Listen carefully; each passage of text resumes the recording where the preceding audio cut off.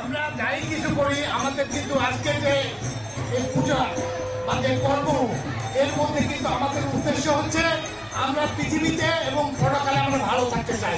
মূল উদ্দেশ্য এটাই নাকি? ভালো থাকতে গেলে কি করতে হবে? তাতে শান্তি স্থাপন করতে হবে। আমরা যদি নিজেরা শান্তি স্থাপন করতে না পারি তাহলে কিন্তু পৃথিবী এবং আখিরাত কোনোটাই আমরা ভালো থাকতে পারবো না। আজকে যেমন ধরেন হিন্দু ধর্মের এই পূজাতে যেটা আপনাদের বলি হরে রাম হরে কৃষ্ণ হরে রাম। রাম কি করেছে? রাম শান্তি স্থাপন করার জন্য অসম শক্তিকে ধ্বংস করেছে। করেনি? যারা পৃথিবীতে অশান্তি সৃষ্টি করতে চেয়েছে তাদেরকে রাম ধ্বংস করেছে। ওরা কি করেছে? প্রত্যেকটা হিন্দু ধর্ম যারা বিশ্বাস করে তাদের মধ্যে কৃষ্ণ স্থাপন করেছে। কৃষ্ণ কি? শান্তির প্রতীক নাকি? তার মানে কি এই আজকের পূজার যদি সফলতা আমরা পাইতে চাই তাহলে সবার মনের মধ্যে হিন্দু ধর্ম যারা আজকে পূজা উদযাপন করছে এখান থেকে কৃষ্ণকে ধারণ করে যেতে হবে।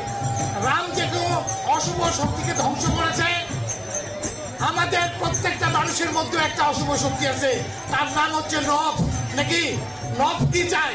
নব চাই আমি বাড়ি চাই, গাড়ি চাই, খাবার চাই ভালো, এটা দুর্নীতি করি, অন্যায় করি, বনবাড়ি করব, এটা হচ্ছে নবসের কাম। আর কৃষ্ণর কাম কি? কৃষ্ণর কাম হচ্ছে না আত্মাকে শান্তি দেওয়া। আমি মানুষের শান্তি করবো, মানুষের অন্যায় করবো না, মানুষের টাকা পয়সা কিছু করবো না, এলাকায় শান্তি বিস্তার করবো, করে আত্মাকে বা নিজের দেহকে শান্তিতে রাখবো।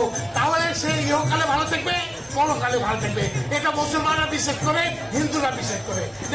আমাদেরকে চেষ্টা করতে হবে আগামী দিনে কোনোভাবে আমাদের এলাকায় যেন অশান্তি সৃষ্টি না হয়। এবং আমি চেষ্টা করব আমি যদি আগামী দিনে নেতৃত্ব আসতে পারি আমাদের দেশে হিন্দু মুসলিম বৌদ্ধ খ্রিস্টান সবার মাথার উপরে আমি ছাতা হয়ে থাকবো ইনশাল্লাহ। কখনোই আমি এই এলাকায় কোনো অশান্তির সৃষ্টি হইতে দিব না, এই নিশ্চয়তা আমি দিয়ে যাচ্ছি। আমার বাবাকেও দেখছেন আপনারা, বড় ভাইকেও দেখেছেন, আমাকে আপনারা দেখবেন। আমার দ্বারা বাবার কোনো লোক আপনাদের উপরে কোনোভাবে কোনো অশান্তি সৃষ্টি করতে পারবেন না, এই দায়িত্ব আমি নিতে চাই। ঠিক আছে, আমি কথা পারবো না।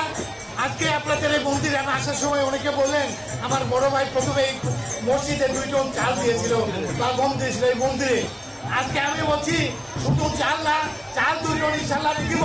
আমি হতে বলে প্রথমে, পাশাপাশি এখানে একটা আট চালা দরকার, আপনারা উদ্যোগ নেবেন, আমি সর্বাত্মক সহযোগিতা এই বলে আমি আজকের জন্য শেষ করলাম।